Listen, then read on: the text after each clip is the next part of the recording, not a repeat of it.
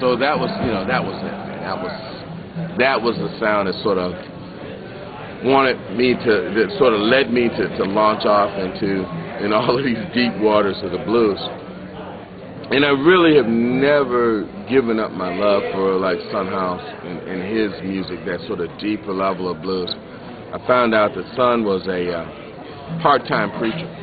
When he was a preacher, he was a teetotaling preacher. When he was a blues man, he was a hard-drinking blues man. And right from the start, man, I knew I didn't want to have the kind of life that was that up and down. I always knew that the Lord had called me to preach. But I was a preacher, an associate. I used to preach every once in a while. My pastor was Reverend James Robinson of Sweet Kingdom Baptist Church. He was a great guy. He loved music. He loved people. He related well. For me, he was a mentor. So for me, the idea was not just what you say, but how you live. He was a man who lived a kind of life and gave me a kind of example of how a minister should be, how a preacher should be, how a man should be with his family, with his wife, and that kind of thing. So for me, I could make a living as a musician. Eventually, the music got to the point where I could make a living at it. And I would do blues, but never with the idea that I wanted to live this kind of stuff. I didn't drink. I don't drink. I don't smoke. I don't run around. Never done that stuff. It's a cultural form for me. When my pastor died about 8 years ago, the church was conflicted. Here I was, along with four other associate ministers. It was the right age. My family life was stable. I have one wife. I've always had one wife. I have 2 children. They seem to be doing well. But they couldn't get past the idea that I played blues, and they didn't know what that meant. For them, blues was Bobby Bland, a tumbler of scotch, moving around from place to place. My blues has always actually been more in schools, more educational, more talking about what was going on socially when the blues were created, more the movement of people, more subject matter of drought and flood and all those things that are the subject matter of blues.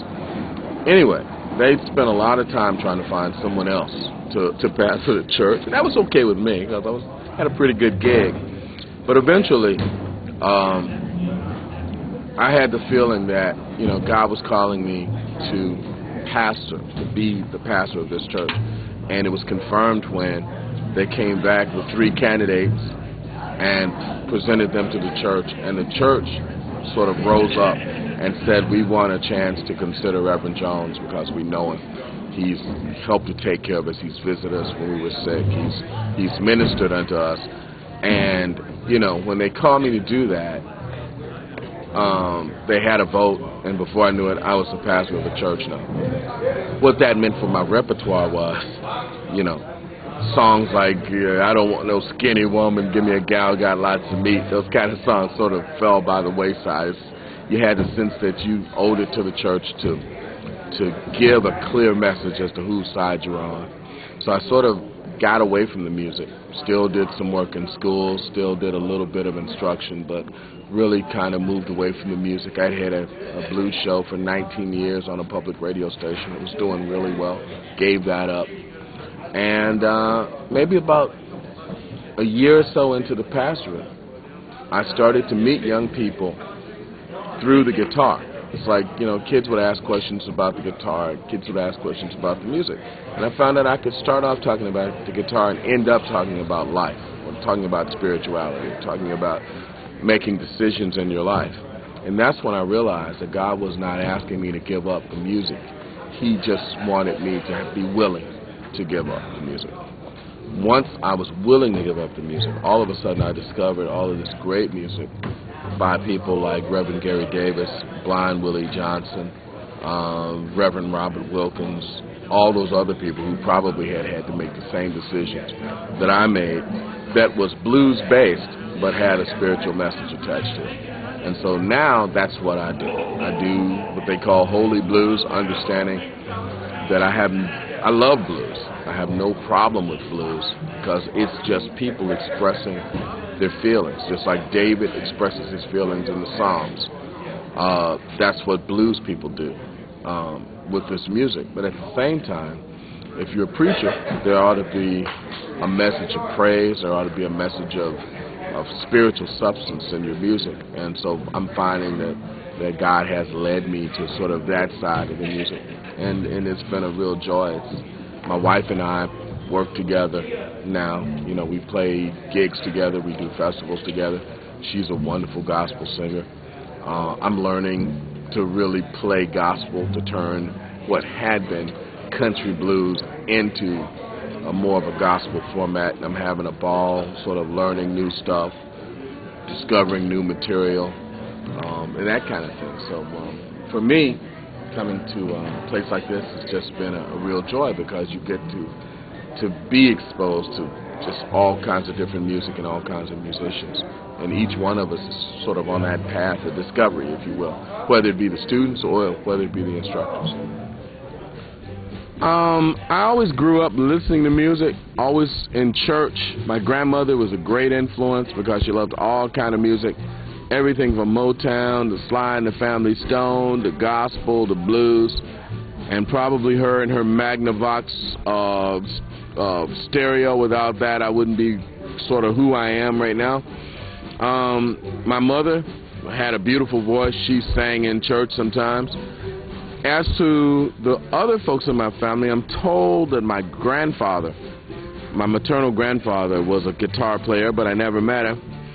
And then in my family, my wife sings, and both of my children sing. In fact, my son, who was 19, R.J. Robert II, he is into concert spirituals and got a scholarship to Alabama A&M University, which he went to for a couple years. Now he's in training to become a chef in Detroit.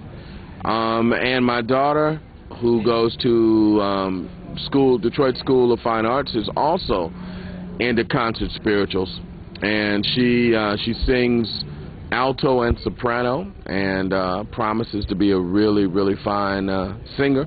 Depends. I don't know what she's going to do with the music, but right now, both of my kids are very much into spirituals, concert spirituals. I write a fair number of songs. They tend to come to me in bunches and sort of fall from the sky. I'm not quite sure. I'm not a person who sits down and at the desk and says, well, I'm going to spend an hour and I'm going to write a song.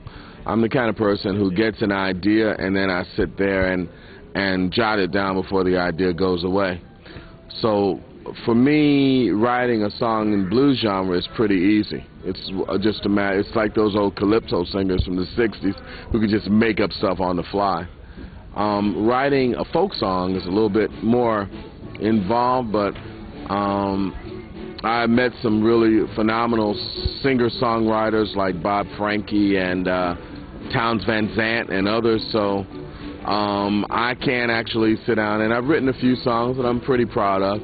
Especially one I wrote for my daughter called Arnesia's Song, and a song that I wrote sort of from a line in Moby Dick called The Darkness of Blackness. So, you know, I've written quite a few songs, but I'm always waiting for the next good one to come down the pipe.